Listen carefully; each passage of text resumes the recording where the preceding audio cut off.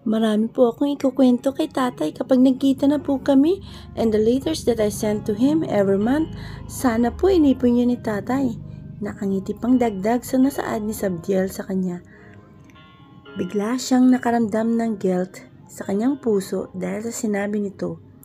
Mahigit 1 taon na rin na simula ng unang beses na gumawa ng Father's Day letter itong anak niya para daw ipadala sa Pilipinas.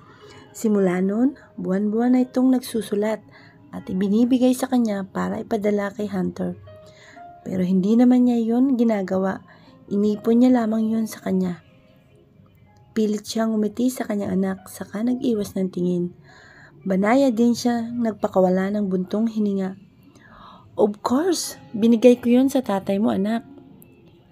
Inipon yun ng tatay mo, saad niya. Sono siguro entusiasta de verditi at sigurado akong excited din siyang makita ka. Dagdag pa nito. Dahil sa kanyang mga sinabi sa anak, bigla itong naging maganang kumain. Lihim naman siyang nasasaktan habang pinagmamasdan si Sabdiel. Jesus, ano kayang magiging reaksyon ni Hunter kapag nalaman niyang may anak na siya? Tanong niya sa kanyang isipan. Muli siyang nagpakawala ng malalim na buntong hininga saka dinampot ang tasa ng kanyang kape. Pagkatapos nilang mag-ina na mag-umagahan ay saglit siyang naglinis sa kusina habang hinahayaan naman niya ang kanyang anak na maligo sa banyo. Big boy naman na raw kasi ito kaya ayaw na niyang nagpapaligo sa kanya. Natutuwa naman siya sa ugali ng kanyang anak. Maliit pa man pero natuto na ring maging independent. Where are we going po, nanay? Tanong ni Sabdiel sa kanya habang sinusuklay niya ang buhok nito. Pupunta tayo sa resto. Iwan muna kita ron kay Tita Gail mo kasi may pupuntahan pa si nanay. Pero saglit lang naman ako at babalik agad ako. Okay po. Yun lamang pagkatapos ay saka na sila lumabas ng kanilang apartment. Ilang minuto lamang na biyahe ay narating agad nila ang kanyang restoran. Sige na, ako nang bahala kay Sab, anang Gail habang hawak-hawak nito sa kamay ang bata. Salamat Gail, saglit lang naman ako. No worries, bye lang ga. Hinalikan pa niya sa ulo ang kanyang anak bago niya dinampot sa counter ang bulaklak at kape na pinaka-order niya kanina kay Gail. Saka siya tumalikod at naglakad na palabas sa kanyang restaurant. Habang naglalakad sa gilid ng kalsada, ay bigla namang tumunog ang kanyang cellphone na nasa loob ng kanyang shoulder bag. Dahil may bitbit na isang kumpo ng white roses at 2 cup ng kape, medyo nahirapan pa siyang kunin ang aparato sa loob ng kanyang bag. Hay nako! Tila naiinis na bumuntong hininga siya ng malalim at pilit na hinahawakan sa iisang kamay ang bulaklak at 2 kape. Muntikan pa nga siyang makabangga ng taong nakasalubong niya. Mabuti na lamang at mabilis siyang nakailag. Hello? Nang sa wakas ay madukot niya sa loob ng bag ang kanyang cellphone at masagot ang tawag sa kanya ni MJ. Kunot ang noo na nilingon ni Hunter ang babaeng nakasalubong niya dahil sa pagiging careless ng babae. Hayon at natapon sa kanyang Amerikana ang kaping bitbit niya. Nagmamadali pa man din siya dahil malilate na rin siya sa kanyang meeting kasama si Senior Salvador. Malalim na buntong hininga ang kanyang pinakawalan sa ere at napailing na lamang habang sinusundan niya ng tingin ang papalayong babae. Ni hindi man lang humingi sa kanya ng sorry. Damn it! Tiimbagang nasambit niya at bahagyang napahigpit ang hawak niya sa cup ng kape niya. Kung hindi lamang yun masisira at magkakalat ang laman yun doon, malamang na masasampigan na niya yun kanina pa dahil sa inis niya. Nang makita niya ang trash bin sa gilid ng kalsada, naiinis na lumapit siya ron at itinapon na lamang doon ang kape. Maya-maya'y tumunog ang cellphone niyang hawak-hawak. Kagad niyang sinagot ang tawag sa kanya. It's Oran, the son of Senyor Salvador. Ang binata kasi ang kasama niyang nagtungo sa Italy 2 araw nang nakalilipas para umattend ng meeting doon. Where are you? I'm on my way. Walang buhay na saad niya at muling ipinagpatuloy ang kanyang paglalakad. Are you okay, bro? Nahimigan kasi ni Uran na para bang wala siya sa mood ngayon. Samantalang kanina nang magkausap sila ay okay naman siya. Muli siyang bumuga ng malalim na buntong hininga. I'm not. Yun lamang ang sinabi niya. Narinig naman niyang tumawa ng pagkakang binata mula sa kabilang linya. Come on. Wala pa naman si Papa sa opisina niya. Yeah, I'll be there in a minute. Okay, yun lang at pinatay na niya ang tawag mula sa kaibigan. Mula sa kanyang paglalakad, nakita naman niya ang batang mabilis na lumabas sa isang resto. Mabilis na tumakbo papunta sa kanyang direksyon. Pero maya-maya ay bigla ring nawala ng balanse ito. Kaya natumba. Hindi na sana niya ito papansinin at magtutuloy na lamang sa kanya siya ng paglalakad. Ngunit nakita naman niyang medyo nasaktan ang bata dahil sa maling pagkabagsak nito sa semento. Bumuntong hinangang naglakad siya palapit dito. Hey, are you okay? Tanong niya sa bata at tinulungan niya ito upang makatayo. Hindi naman agad sumagot ang batang lalaki. Sa halip ay tumingin lamang ito sa kanya nang magkasalubong ang mga kilay. Pagkatapos ay pinagpagan ang suot nitong pantalon. Esta Benergaso? Okay ka lang ba? Tanong niya ulit. Baka hindi nito naintindihan ang sinabi niya kanina. Si, gracias senyor. Yes, salamat mister. Wala sa sariling napatitig si Hunter sa mukha ng bata nang muli itong tumitig sa kanya. Ewan pero parang bigla siyang may naramdaman nakakaiba sa puso niya habang pinagmamasdan niya ang maliit nitong mukha, lalo ng kulay itim nitong mga mata. Subjel! Biglang naagaw ang kanyang atensyon nang may babaeng lumapit sa kanila at tinawag ang bata. Subjel! Anang Gail habang nag-aalala pa itong lumapit sa bata.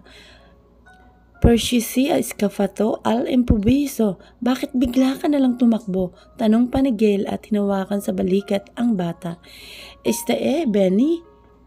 Okay ka lang ba? Nang tapunan ng dalaga ng tingin si Hunter. Anya tumayo upang magpantay sila ng babae. Kaduto.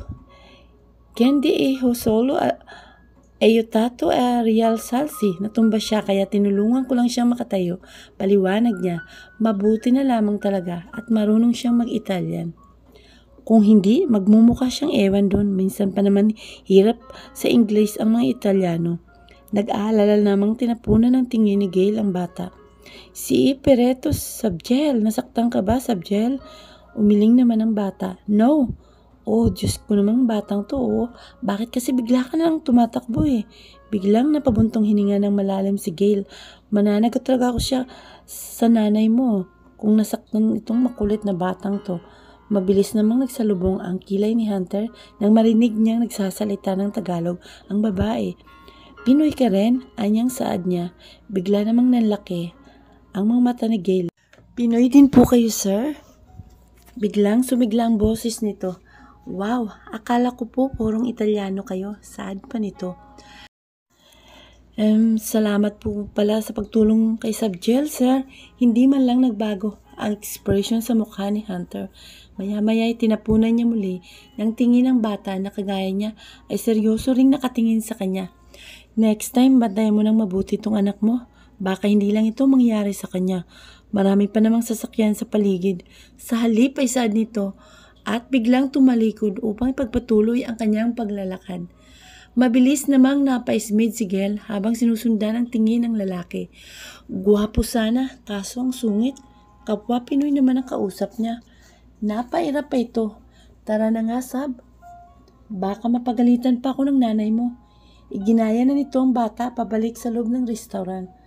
Malalim na buntong hininga ang pinakawala ni Mabel sa ere. Pagkuway inayos ang kanyang buhok na nililipad ng hangin. Nasa tabing dagat siya at tahimik lamang na nakatanaw sa malawak na karagatan. May halos kalahating oras na rin siyang nakatayo sa gilid ng dalampasigan. Pagkatapos niya kasing bisitahin sa sementeryo ang mag-asawang Ruso, ang tumulong sa kanya para maabot niya ang kanyang mga pangarap. Nagtungo siya sa public beach na madalas niyang puntahan noon pa. Kapag may iniisip siyang problema o may bumabagabag sa kanyang isipan at damdamin, Doon lamang siya nagtutungo upang pakalmahin ang kanyang sarili sa pamamagitan ng kanyang paglanghap ng preskong hangin na galing sa karagatan. Maging ang pagtanaw niya sa mga alon, doon kumakalma ang kanyang isipan at napapanatag talaga siya. Saglit niyang ipinikit ang kanyang mga mata at banayad na humugot ng malalim na paghinga.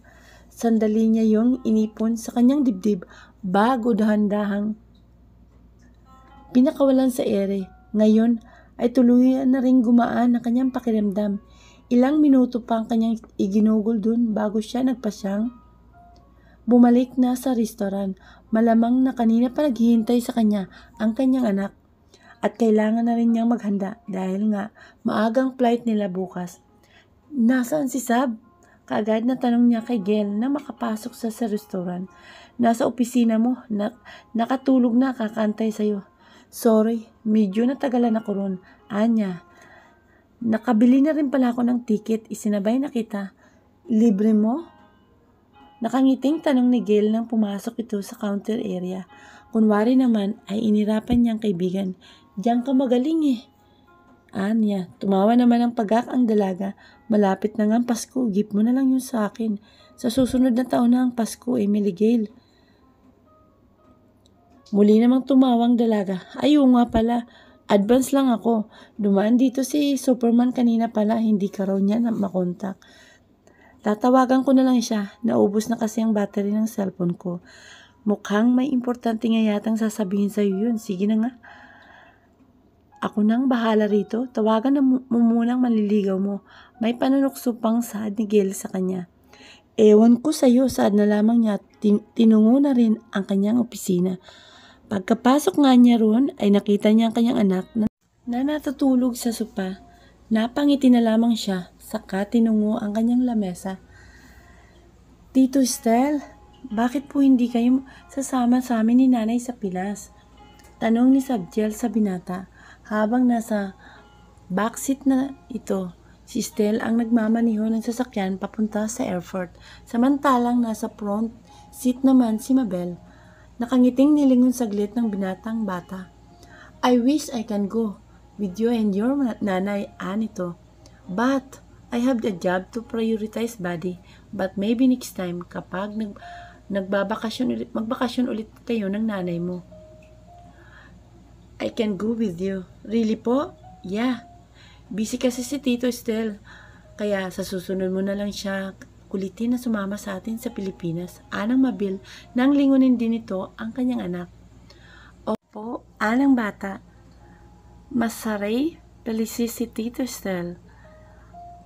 Puti si Isare kunoe ara. Pero magiging masaya ko kung makakasama natin si Tito Estel. Ngayon nanay, dagdag pa nitong muli. Muling napangiti ng malapad si Estel nang tumingin ito sa rearview mirror upang tingnan muli ang bata na nasa backseat hanggang sa makarating na nga sila sa airport. Karga ng binata si Sabdiel habang si Mabel naman ang humihila sa isang malita. Just be good boy to your nanay, okay? Tumango naman ang bata. Opo, Tito Estel, and you will call me kasi mamimiss ka ni Tito Estel. Imimancharay ang Chito. Mamimiss ko rin po kayo, Tito. Hinalika naman ng binata sa pisngi si Sabdiel. Maya-maya ibinaba na ito at binalingan naman ng tingin si Mabel. Mag-iingat kayo. Thank you, Tite. Anya at binitawan niya ang hawakan ng maleta upang yakapin ang binata. Hinalikan pa siya ni Estel sa kanyang pisngi. Just call me anytime kung may problema kayo ron. Anito. Ngumiti naman siya. Bye. Bye, Anya. Bye, Tito Estel. Kumaway pa ito si Sabdiel sa binata. Pagkatapos nilang magpaalam kay Estel, ay ginaya na rin niya ang kanyang anak upang pumasok na sa departure area. Ilang minuto na lamang ay sasakay na rin sila sa eroplano. See you, bro. Tinapik pa ni Yuhan sa balikat si Hunter nang parihong makababa na sila sa sakyan ng binata. Itong si Yuhan na kasiyang nag-insist na ihatid siya nito sa airport kahit pwede namang magpahatid na lamang siya sa shuttle ng hotel na tinutuluyan niya. Thank you bro. Anya, tinawakan niya rin sa balikat ang kaibigan. See you in the Philippines. I'll go ahead. Isang tango na may kasamang ngiti naman ang ginawa ni Johan sa kanya. Inayos niya sa kanyang balikat ang black leather na bag niya. Pagkatapos makapagpaalam ng maayos sa kaibigan, ay naglakad na rin siya para tunguhin ang departure area. It's already 7 in the morning. Dapat ay mamayang gabi pa ang kanyang flight pauwi ng Pilipinas. Pero tumawag sa kanya si Mimi kagabi. Ang sabi ng dalaga ay may importanteng meeting daw siya bukas na umaga kasama ng board members ng Liquor Palace. Sa halip na maghintay pa sa schedule ng kanyang flight, inagahan na rin niya ang kanyang uwi. Okay na rin yun na maagang flight niya pabalik ng Pinas dahil alam niyang aayain na naman siya ni Johan na magbar. Lalo pat kararating lang din kahapon doon sa Italy ng mga pinsan nitong sina Alihan at Abraham. Kilala pa naman niya ang mga Edelponso na yun, mga maluluko, paniguradong irereto na naman siya sa mga kaibigan ng mga ito. Nasa pila na siya para sa boarding ng may mga flight pauwi ng Pilipinas nang bigla namang may bumanggang bata sa kanyang tabi. Kunot ang noo na tinapunan niya ng tingin ang batang lalaki. Maya-maya'y biglang lumalim ang guhit sa gitna ng kanyang mga kilay. Nang mamukhaan niya, ang bata ngayon ay nakatingala na sa kanya. Yeah, ito ang batang tinulungan niya kahapon nang matumba sa kalsada. You? What are you doing here? Seryosong tanong niya. Si de novo to, senyor? Ikaw ulit, mister? Sa halip ay seryoso ring saad ni Sabdiel. What are you doing here? Where is your mom? Tanong niya at inilibot ang paningin sa paligid. Hinahanap niyang babaeng nakausap niya kahapon. Nasa banyo po si nanay. Wala sa sariling napabuntong hininga siya ng malalim. Pagkuway napailing. Bakit bang pabayang ina ng babaeng yun? Sa isip-isip niya. Paano na lamang kung mawala ang batang ito? Muli siyang nagpakawala ng malalim na paghinga. Pagkuway umupo siya upang bantayan ang bata. Look, kiddo. Go back to where your mother left you. She will look for you again. Seryosong saad niya rito habang mataman siyang nakatitig sa maliit nitong mga mata. Ngunit sa halip na sumagot ito sa sinabi niya, bumuntong hininga lamang din ito ng malalim at mas lalong naging seryoso ang mukha. Nagsalubong pa ang mga kilay habang nakatitig din sa kanya ng seryoso. Ewan, pero sa mga sandaling yon, tila may kung ano siyang nararamdaman sa kanyang kaibuturan. As he stared at this child, it was as if he was slowly feeling softer. It was as if a cold hand had caressed his heart in those moments. He sighed deeply again. Bakit naman ganun ang pakiramdam niya? Hindi naman niya kilala ang batang to. Go on your mom. Your mom might be worried. Go back there. Muling saad niya sa seryosong boses. Walang salita na tumalikod na lamang si Sabdiel at naglakad palayo sa kanya. Tumayo siya habang sinusundan ng tingin ng bata. Napailing na lamang siya at wala sa sariling napangiti ng mapakla. Sa tanang buhay niya, ngayon lamang siya naka-encounter ng taong kagaya niyang masungit and worse. Bata pa lamang ito. Muli niyang inayos sa kanyang balikat ang kanyang bag at muling yumuko upang damputin ang kanyang jacket na inilapag niya sa sahig. Hakbang lang na sana siya para sumunod sa lalaking nasa unahan ng pila niya, pero bigla siyang natigilan nang may marinig siyang babaeng nagsalita. Langga? Kunot ang noo na napatitig siya sa babaeng nakatalikod at naglalakad palapit sa bata. She has a long blonde hair, balingkinita ng katawan. Tama lamang ang tangkad nito at parang ito rin ang babaeng nakabungguan niya kahapon habang naglalakad siya sa kalsada. Langga! Sa mga sandaling muli niyang narinig ang boses nito at ang salitang ginamit nito sa pagtawag sa bata. Bigla tuloy kumabog ng malakas ang puso niya. Ang boses na yun, sobrang pamilyar sa kanya. At ang salitang yun, matagal na, simula ng huling beses na narinig niya yun. Darling, wala sa sariling sambit niya. That voice, He was sure that was Mabel, the woman he loved most. Matagal na panahon man ang lumipas, pero kabisado niya pa rin ang tinig ng dalaga. Well, hindi talaga nawala sa kanyang isipan. Ang boses nito, gabi-gabi, ay lagi niya itong napapanaginipan. Sa bawat sulok ng kanyang bahay, naririnig niya pa rin ang tawa at halakhak nito. So how could he forget her voice? It was here. Mabel!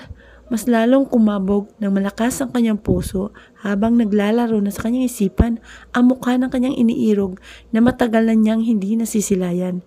Umusbong din ang labis na excitement sa kanyang puso sa mga sandaling yun.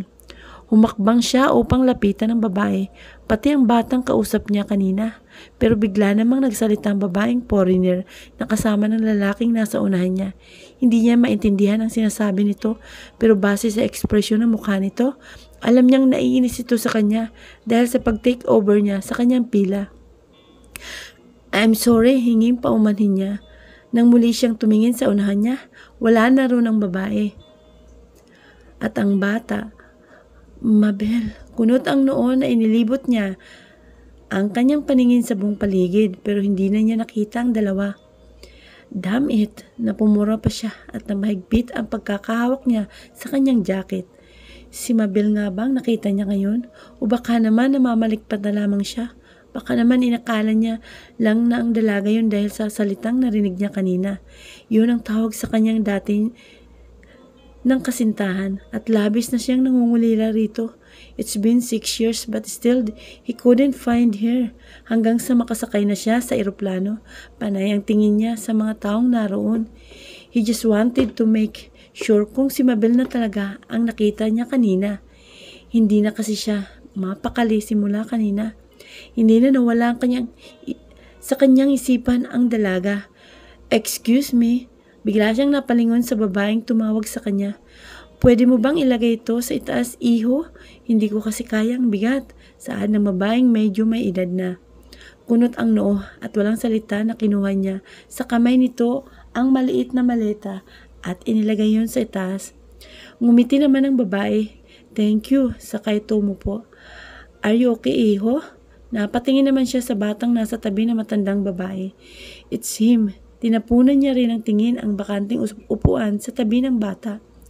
Excuse me, Anya. Yes. Napatingin pa sa kanya ang dalawa. Where's the mother of the child? Seryosong tanong niya. Bakit iho? Salip ay balik na tanong sa kanya ng babae. Did you know may nanay? Senyor? Tanong din ni Sabdiel. Oh, there she is. Bigla siyang napalingon sa kanyang likuran upang sundan ng tingin ang tinitingnan ng matanda at ng bata. Nangunot pa ang kanyang noo nang makita ang babaeng papalapit sa direksyon niya. Oy, Sir Pinoy, ikaw po ulit? Nakangiting sa Nigel nang makalapit na ito ng tuluyang kay Hunter. Ewan, pero may disappointment sa kanyang puso. Sa mga sandaling yun nang malaman niyang hindi pala talaga si Mabel ang nakita niya kanina na kasama ng batang to. Mukhang namamalikmata lamang talaga pala siya kanina. Wala sa sariling napabuntong hininga na lamang siya ng malalim. Pagkuway laglag ang mga balikat na muling tinapunan ng tingin ang bata. Pagkatapos ay walang salita na tumalikod na siya at bumalik sa kanyang pwesto. Are you sleepy, Langga? Tanong niya sa kanyang anak habang maayos na silang nakaupo sa kanilang pwesto. Nasa gilid siya ng bintana habang katabi naman niya si Sabdiel. Sa bandang kanan naman ng kanyang anak ay naroon ang matandang babae.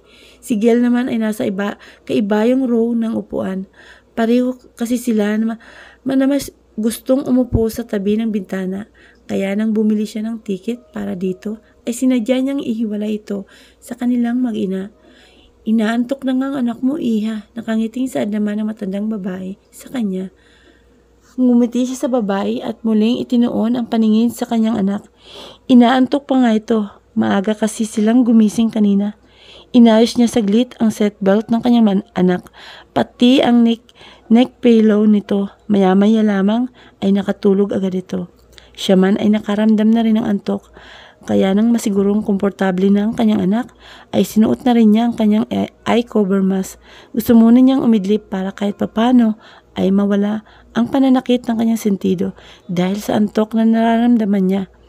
Nakatanaw lamang si Hunter sa labas ng bintana habang banayad nang lumilipad sa himpapawid ang eroplano. Maya-maya'y muli siyang napabuntong hininga ng malalim. Oh Jesus! Ilang beses na ba niyang ginagawa yun simula pa kanina? Hindi pa rin niya mabilang talaga. Mabigat pa rin kasi ang kanyang kalooban. Parang hindi pa rin siya mapakali. Ang kabog ng kanyang dibdib. Kanina habang nasa airport pa lamang siya ay maririnig niya at nang marinig niya ang boses ni Mabel ay hindi na nawala, bagkus mas lalo lamang yung nagrigo doon at hindi na rin nawala ang sa kanyang isipan ang mukha ng dalaga, parang may tinig ding bumubulong sa tapat ng kanyang tenga at sinabing tumayo siya sa kanyang pwesto at maglakad ulit. He let out a deep sigh again. Maya-maya dahil hindi talaga siya mapakali sa kanyang pwesto, tinanggal niya ang suot niyang seatbelt at tumayo na nga sa kanyang upuan. Dahan-dahan na pa siyang naglakad at isa-isa muling tinitingnan ang mga nakaupo. Sa mga upuang nadadaanan niya, kaliwa, kanan ang tingin niya, hanggang sa makarating na naman siya sa pwesto ng matanda at ng bata. Nasa kandungan ng babae ang bata at parehong masarap ang pagkakatulog muli. Naroon na naman ang kakaibang kabog ng kanyang puso habang pinagmamasdan ang mag-ina. Hindi niya na lamang makita ng maayos ang mukha ng babae dahil sa suot nitong eye cover mask at medyo naka-side view ito. Okay ka lang ba, iho? Untag na tanong ng matanda kay Hunter. Napatingin naman siya sa matanda. Sa halip na sagutin niya ang tanong nito, muli siyang nagpakawala ng malalim na paghinga at nagtuloy sa kanyang paglalakad. Hindi naman siya naiihi pero dumiretso na rin siya sa banyo. Nanay, nagising si Mabel nang marinig niya ang boses ng kanyang anak. Tinanggal niyang suot na eye cover mask. Yes, langga. I want to pee po. Okay, wait lang. Pinaupo niya muna ang kanyang anak sa pwesto nito upang ayusin niya ang kanyang sarili.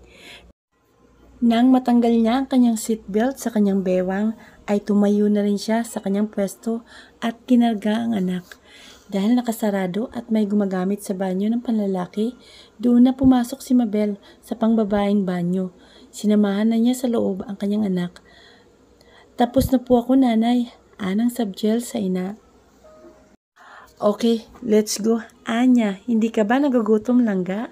Pagkuway, tanong niya sa anak. Hindi pa po. Okay, just tell nanay if you're hungry, okay? Opo.